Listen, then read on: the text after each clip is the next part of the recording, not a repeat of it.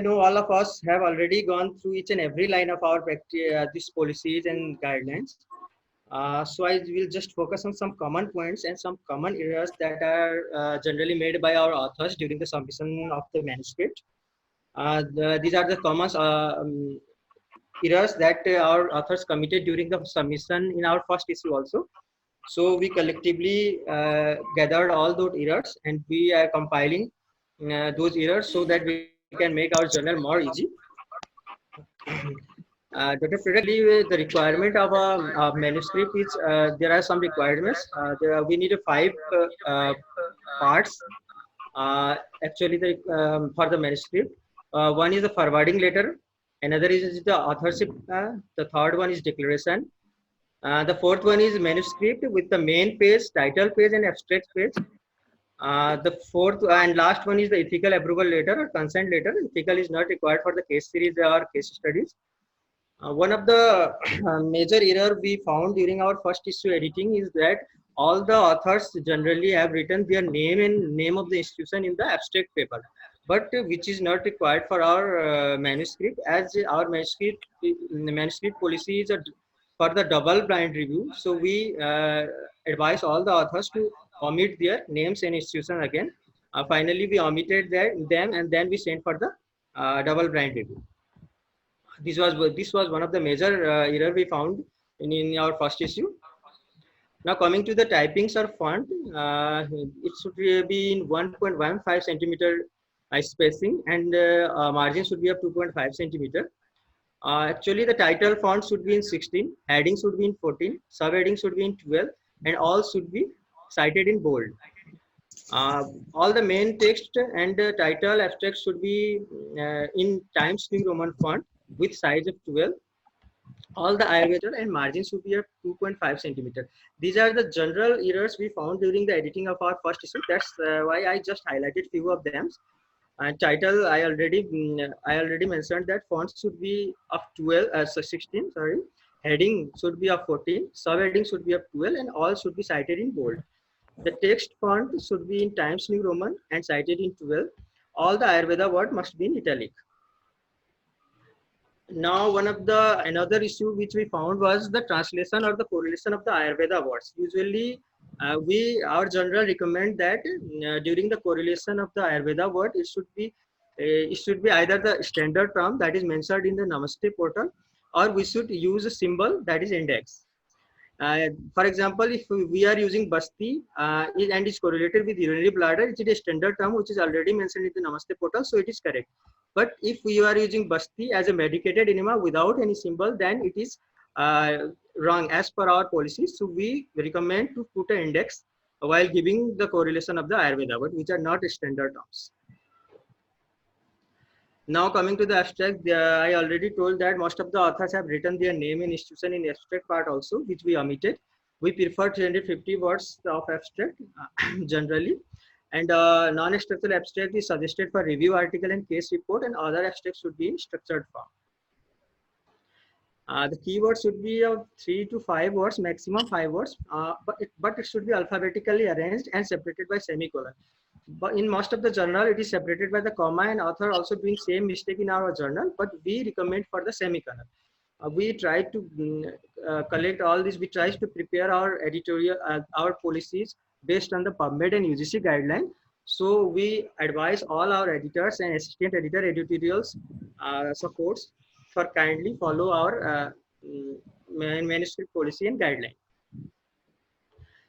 Just talking about the unit of the measurement, it should be also be mentioned in a standard metric units. For example, Ayurveda length, height, weight also should be mentioned in a meter, kilogram, and liter.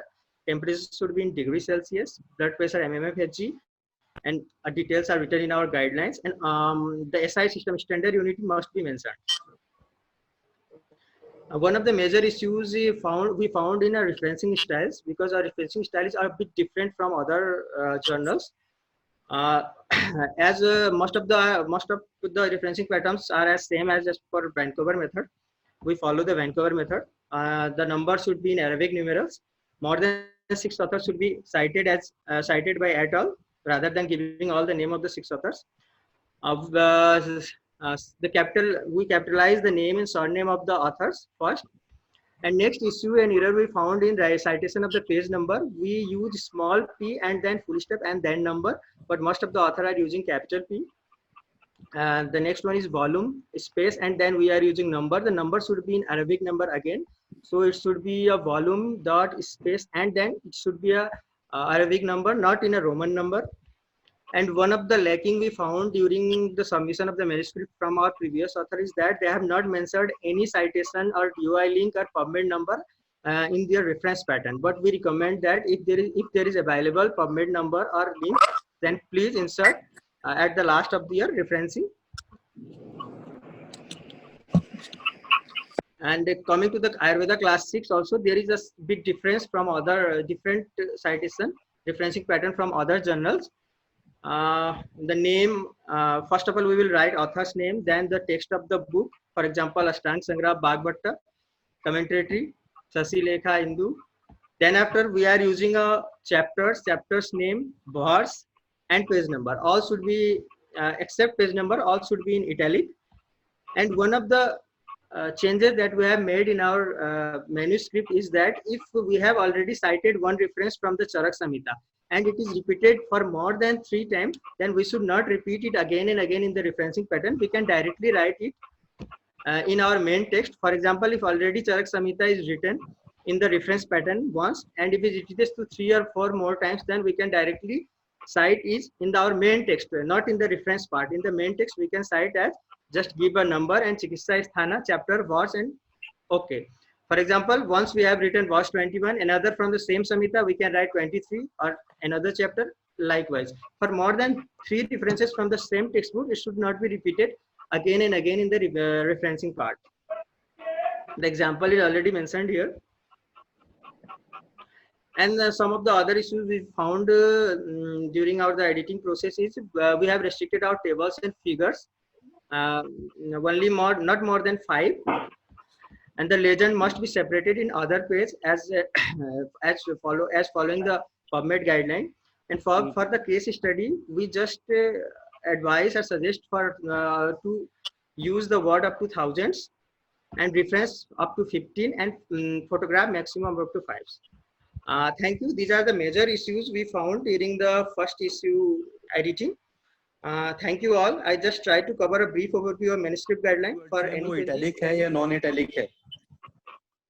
Only Ayurveda words are in italic, and all others should not be in italic, but should be alphabetically arranged. Keywords. Yeah, talking about the keywords. Not all of the keywords should be in italic. Only the Ayurveda terms should be in italic. Okay. Thank you. And I think that should be separated by the semicolon. Yeah. Then one of the problem was in the list of contributors, they missed their contributor of guide, or they missed the contributors of second author or third author. That was problem. What we had to do is we have to add the contributors in this thing manually. So that was the biggest challenges. And we were trying to reply the author with our mail that please put the list of our contributors, what is there, but they were not responding us. So this is some of the mistakes that the author did or contributors did while going for the while working in our platform. So nextly is then we try to make some video demonstration. We have 2-3 videos for helping our authors and for helping our reviewers. So